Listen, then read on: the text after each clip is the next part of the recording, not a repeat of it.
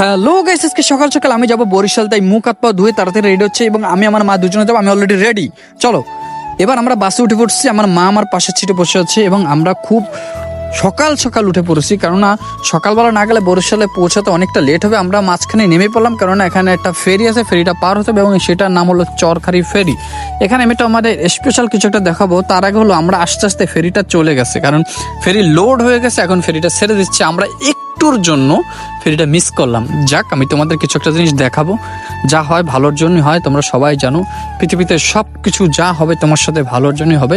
So আমি তোমাদের এখন একটা জিনিস দেখাবো, স্পেশাল একটা জিনিস। দেখো, ভালো করে লক্ষ্য করো। এখানে ওই যে দেখছো নদীর মাঝখানে চর জাগছে, ভালো করে লক্ষ্য করো। এবং দেখো অনেকটা জায়গা এরিয়া নিয়ে কিন্তু চর জাগছে, শুধু এই পাশটা না, এই বাম পাশটা চর জাগছে। টোটালি এরিয়াটা চর জাগছিল, মাঝখান থেকে কেটে দিছে মাটি, জানি ফেরিটা চলাচল করতে পারে, যাতায়াত ব্যবস্থার জন্য কোনো অসুবিধা না হয়। তো যে কথা সে কাজ, আমরা ওই ফেরি আসতে লেট হবে, তাই আমাদের নূতন ওই পেশাটা ফেরি ছিল যেটা কাজ করছিল, সেই ফেরিটা আবার নিয়ে আসছে, যেহেতু ওখান থেকে আসতে দেরি হবে ফেরি। তো এই ফেরিটা এখানে চলে আসছে। কেন বলছি কথা, কারণ পুরান ফেরি যেটা এখানে আমরা আস্তে আস্তে চলে গেছে, ওই ফেরিটা ওখানে কোনো একটা ঝামেলা আছে, যে কারণে পাশে একটা ফেরি রাখা ছিল, তোমরা লক্ষ্য করতে পারো ভালো করে। সেখানটা সেই ফেরিটা ঘুরিয়ে এখানে নিয়ে আসছে এবং দেখো ওই যে সেই ফেরিটা ওখানে যাচ্ছে, মানে ক্রস করে যাচ্ছে। আর ওয়েট করি না আমরা, সো আমরা অন্য একটা ফেরিতে যাচ্ছি। এখন তোমাদের আমি একটা জিনিস দেখাইছি, ফার্স্ট আনছি, যে একটা বাস কত রিক্সে রাখছে। তোমরা দেখো ফেরি চলাচল কতটা রিক্সে করে, সামান্য একটা ইটের উপর ভিত্তি করে বাসটা রেখে দিছে। দেখো, যদি কোনোভাবে বাইচান্স কোনো সমস্যা আসতে বাসটা নদীতে পড়ে যাবে, কেউ আটকাতে পারবে না।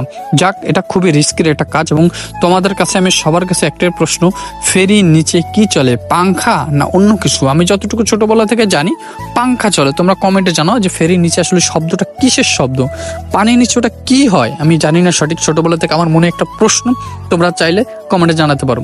সো আমাদের এখানে ওয়েট করছে, আমরা অলরেডি কিন্তু চলে আসছি, এই পারাপাড়ার সময় চলে আসছে, অনেকটা কাছাকাছি চলে আসছে এবং বাড়িরও কাছাকাছিটা পার হলে আমাদের বাড়িটা সামনে পড়বে, বাড়িটা দেখা যাবে। সেটা দূরে না, এখান থেকে তো নদীটা পার হতে হবে এবং নদীটা পার হওয়ার জন্য আমরা ওয়েট করছি। অলরেডি আমরা পারাপারে চলে আসছি। তোমরা কিন্তু এখনো যারা ফলো দাও না, এই পেজটা বিশেষ করে ফলো দাও।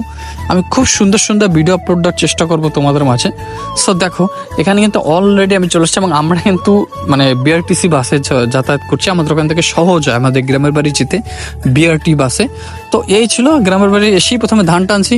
তো তোমরা ভালো থাকো, নেক্সট ব্লগে দেখাবে। Bye bye, tata.